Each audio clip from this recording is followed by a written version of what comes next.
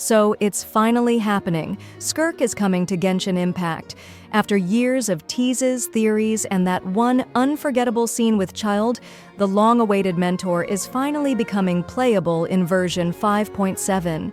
But here's the thing, while the hype is absolutely real, once you start digging into her actual kit and mechanics, you might realize she's not quite the game-changer people expected. So in this video, I'll talk about everything we know about her at this moment, from her gameplay mechanics and team limitations to why some players are already worried she might not live up to the hype.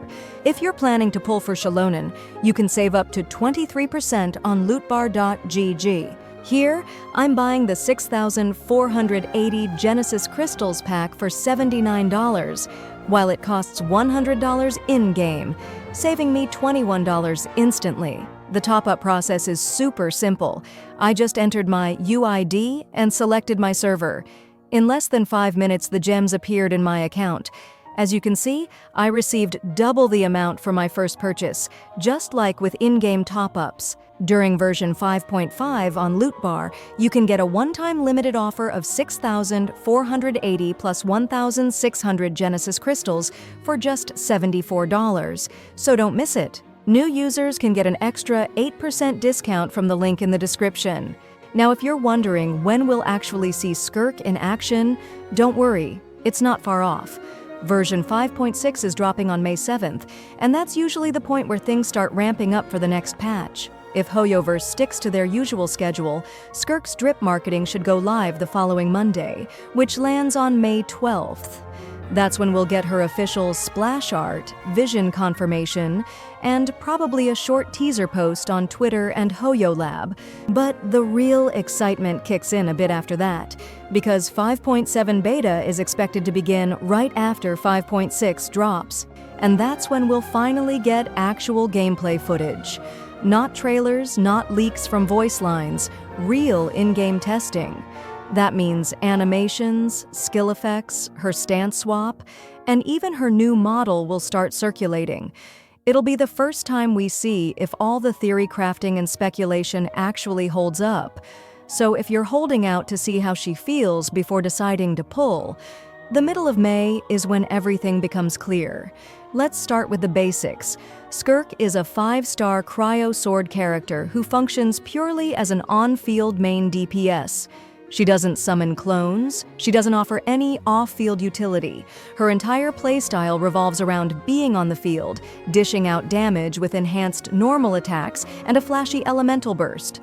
Her damage scaling is tied to her attack stat, and her main gimmick is her special energy mechanic, which activates after using her elemental skill.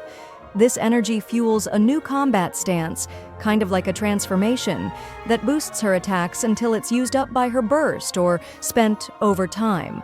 Now, this is where things get more interesting and maybe a little concerning. SKIRK'S power heavily depends on the composition of your team. If you're not running her with strictly Hydro and Cryo characters, you're going to lose a massive chunk of her potential damage. Specifically, if your party includes elements outside of Hydro or Cryo, she loses at least 30% of her overall damage.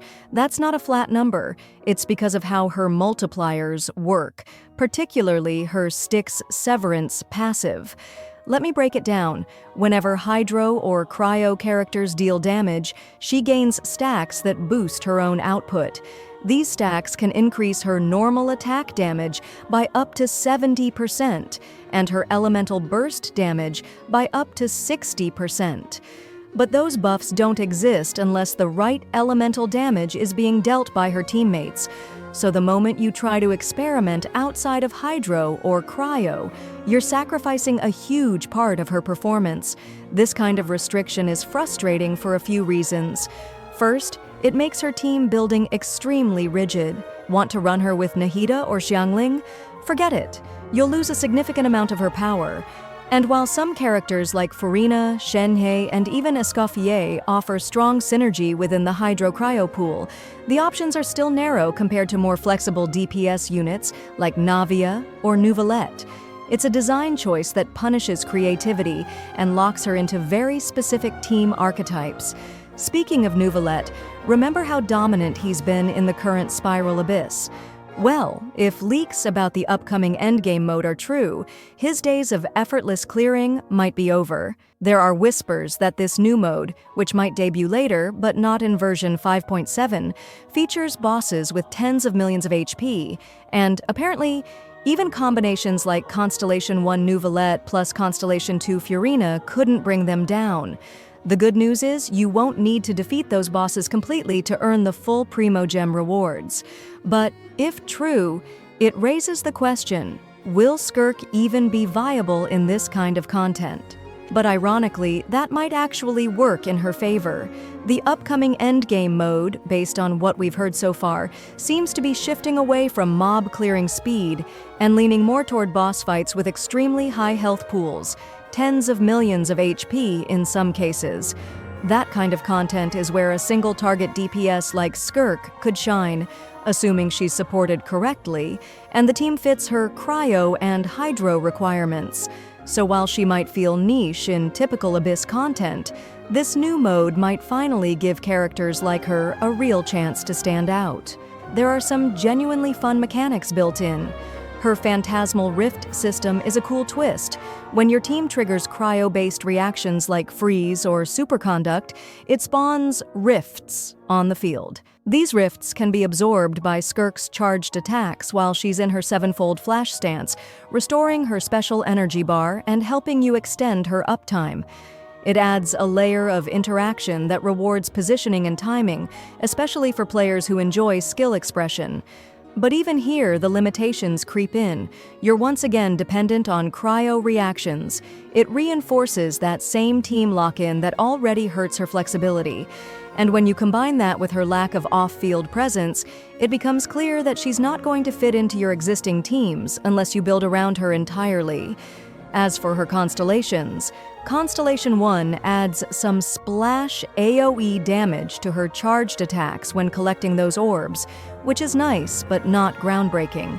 Constellation 2 increases the energy gained from her elemental skill and buffs her normal attacks a bit more, but early impressions from testers are that it doesn't feel impactful enough to justify the investment. So what's the verdict? Right now, Skirk feels like a character designed for a very specific playstyle and team setup.